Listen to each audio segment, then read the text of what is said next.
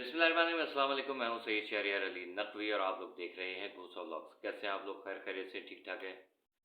उम्मीद है कि आज आप लोगों ने सारी चीज़ें देखी होंगी। मेरा तो पहला प्रोग्राम था, मैं कल ही इस टॉपिक को लेके वीडियो बनाता कि आज क्या अरमानों में पानी फिरेगा, कि सब कुछ क्लियर कट होने के बावजूद और अचानक जो है वो जस्टिस साहब की हस्ब आदत छुट्टी। मुझे समझ में नहीं आता कि आप लोग एक बात बताइए कि अचानक ऐसा क्या हो जाता है? मतलब आप वही डेट क्यों देते हैं? मैंने पहले भी किसी वीडियो में कहा था कि आप वो तारीख देते ही क्यों हैं कि जिस पे आपको छुट्टी करनी होती है? किसी की बेटी की जो है वो इज़्ज़त आपके लिए इज़्ज़त नहीं है? कोई वो माँ-बाप परेशान हो रहे हैं, कोई आपको उसका कोई एहसास नहीं है? आपकी छुट्टी इतनी ज़्यादा इम्पोर्टेंट है? काम-काज कोई आपने करना नहीं होता है, आपके नौकर-चाकर काम कर रहे होते हैं, आपका ड्राइवर गाड़ी चलाता है, आपको सिक्योरिटी गार्ड सिक्योरिटी दे रही होती है, आपके खानसामे में जो खाने पका रहे होते हैं, आपके या बहू, बच्चे वगैरह जो भी हैं वो कर रहे होते हैं। आपने ऐसा कौन-सा गुल खिलाना है जो आपने सिर्फ़ वो पहले वो डेट देनी है और उसी वक़्त छुट्टी करनी है? हम लोगों का ये सवाल शुरू से रहा है। नाउम्मीदी और मायूसी नहीं है बिल्कुल भी, लेकिन ये कि इंतज़ार, अगर आपको घर से उठा के लेकर आया जाए और फिर आपसे कहा जाए कि आपने आज की डेट दी थी, आपका काम गए भाड़ में। आप पहले ये काम करें, जिस काम के लिए आप जो डेट देते हैं। पता नहीं कितने केसेज़ इस तरीके से आपने जो है वो इधर-उधर कर दिए।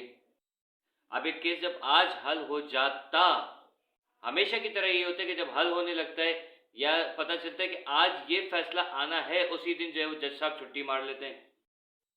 ज़हीर का वकील भाग जाएगा, आप देखिएगा अगली छुट्टी में। मतलब ये पेशी पे सॉरी, आप मकसद हम लोग यही देखते रहें? अदालत अगर कासिर है बच्ची को घर भेजने से, तो सीधा-सीधा बता दें, फिर हम दूसरे तरीके से बच्ची को लेके आते हैं। शेल्टर होम से इन लोगों को चुल है ना, ज़हीर गैंग वालों को। अब इस गैंग की जान छुड़ा देते हैं उस शेल्टर होम से, ठीक है ना? बच्ची को घर लेकर आते हैं और खड़े होते हैं वहाँ पर, कहते हैं कि आओ हाथ लगाओ, तुम्हारे जितने भी जो जान-पहचान है, लगाओ हाथ अब बच्ची को।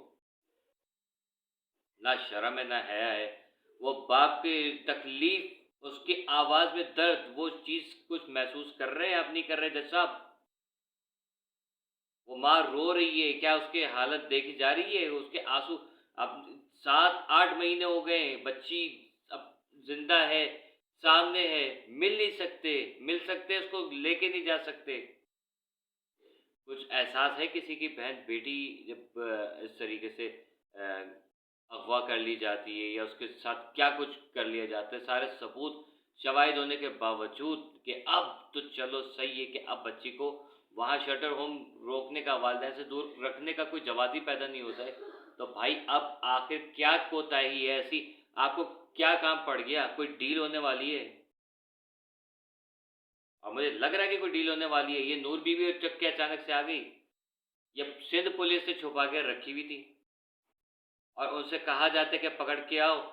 2-4 दिन के अंदर वहाँ से आ गए कि भई नूर बीबी वहाँ नहीं मिली है। तो वहाँ कैसे मिलेगी जब तुमने घर के अंदर छुपा के रखा हुआ है?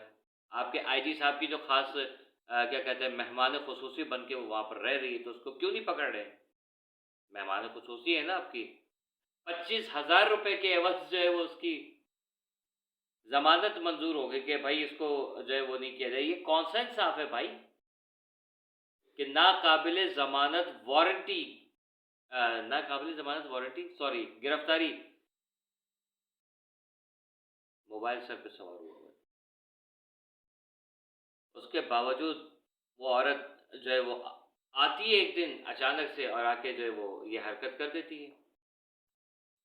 ज़ुनैरा बाहम को तो कोई फ़र्क नहीं पड़ने वाला, क्योंकि उस बेगैरत औरत क्या तो कभी औलाद होगी नहीं, क्योंकि उसको जो है वो, आपको पता है ऐसी औरतें औलाद क्यों नहीं पैदा करती हैं। और अगर करेंगी भी तो इसलिए करेंगी कि ताकि उनको जो है वो रोज़ाना ज़हीर और वो ढक्कन वकील टाइप के लोग जो हैं वो मिलते रहें। और कारोबार चले, ठीक है? इस टाइप की जो वो औलाद पैदा करेगी, अगर की तो। वैसे तो नहीं लगता, क्योंकि ज़ाहिर है इनको जो है वो बड़ा वो है, कोई गुरूर किसी ने कह दिया होगा बड़ी हसीन हो तुम, पता नहीं कहाँ से हसीन है। नूर बीवी उठ के आ जाती है, अदालत में आके कहती है मैं केस फेस करूँगी, उससे पहले तू झक मरा रही थी। ज़हीर और शब्बीर के चेहरे पे जो इत्मीनान और सुकून है, क्या अदालतें उसको नोटिस कर रही हैं? अभी एक कल केस मैंने देखा, शाहिद भाई रिपोर्ट कर रहे थे कि वो बच्ची थी, यहाँ से ओमान फ़रोख्त कर दी जाती हैं। सोनी नाम की कोई औरत थी, वो कर रही थी, या लड़की है जो भी है। इन लोगों को पकड़ा क्यों नहीं जाता? एक बंदा है, वो कह रहा है मेरा कोई वास्ता नहीं है, मेरा कोई वास्ता नहीं है, और छोड़ दिया उसको, कहे चले सही है, आप चले जाएं। वो तो चला गया, हमें नहीं पता, मुझे नहीं पता कि वो वाकई में गिल्टी है कि नहीं है। लेकिन वो केस आपने इतनी आसानी से किस तरीके से जो उसका ऑर्डर दे दिया। कुछ अकल जो है आपने नहीं किया, आपके जो साथी जज हैं उन्होंने किया है। तो अदलिया है ना, अदलिया है ना, ये अदलिया ने दलिया बना दिया है इंसाफ का। और हम देख रहे हैं कि पता नहीं कब ऐसा होगा। वो बाप रो रहे हैं उसके। आज मुझे मेहदी काज़मी जो जितना टूटा हुआ मुझे आज नज़र आया है ना, वो इससे पहले मैंने कभी नहीं देखा।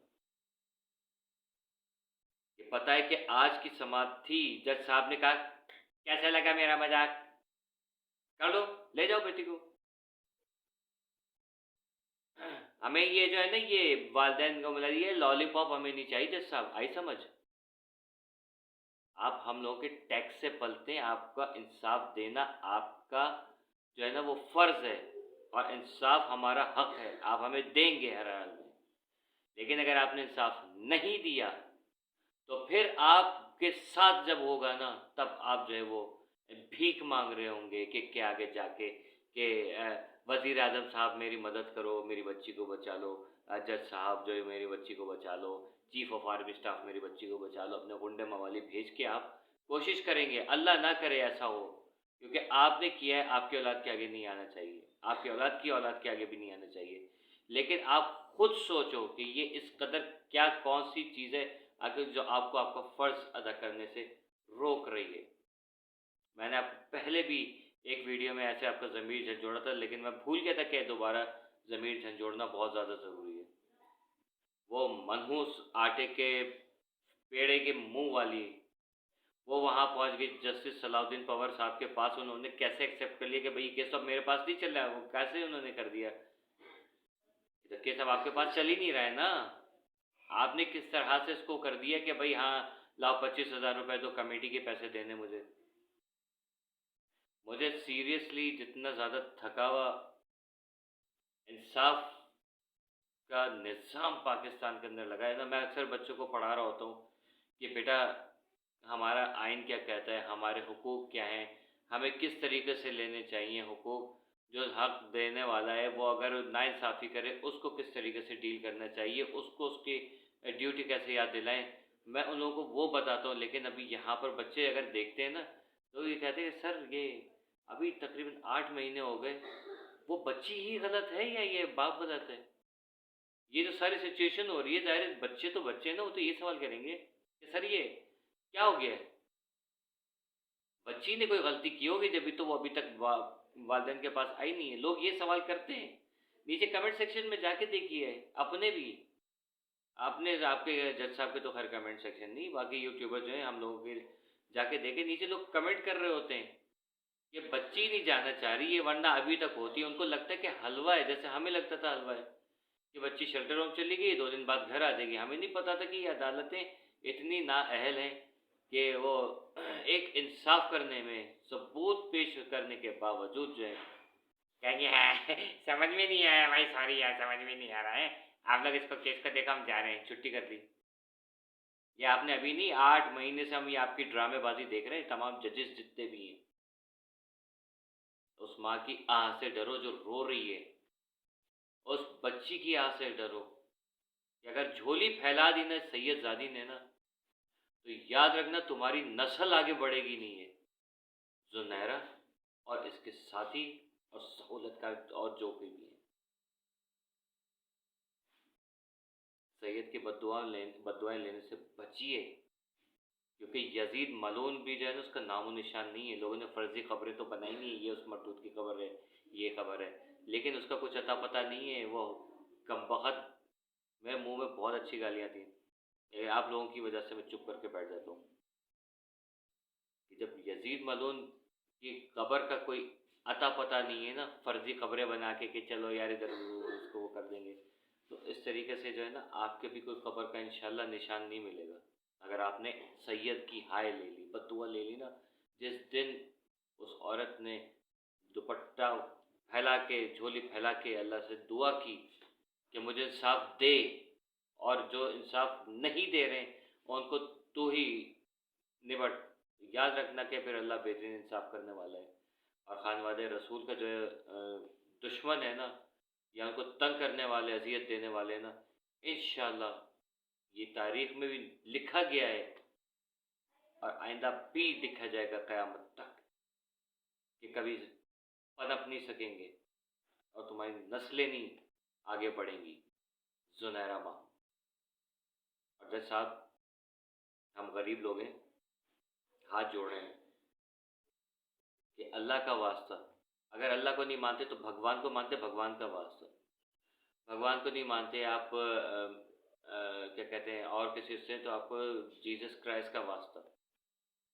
ठीक है, मैं जो आपका हो सकता है मज़हब, मैं आपको, क्योंकि मुझे नहीं पता कि किसका क्या मज़हब है, लेकिन जो जिसका अक़ीदा है, मैं मेरे लिए सब एहतराम, ठीक है, सबका मैं एहतराम करता हूँ, क्योंकि हमें नसीहत ही यही की गई है।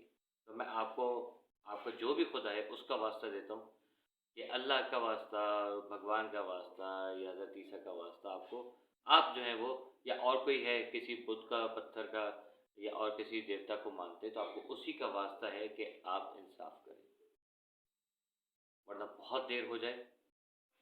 उससे पहले जल्दी कीजिए।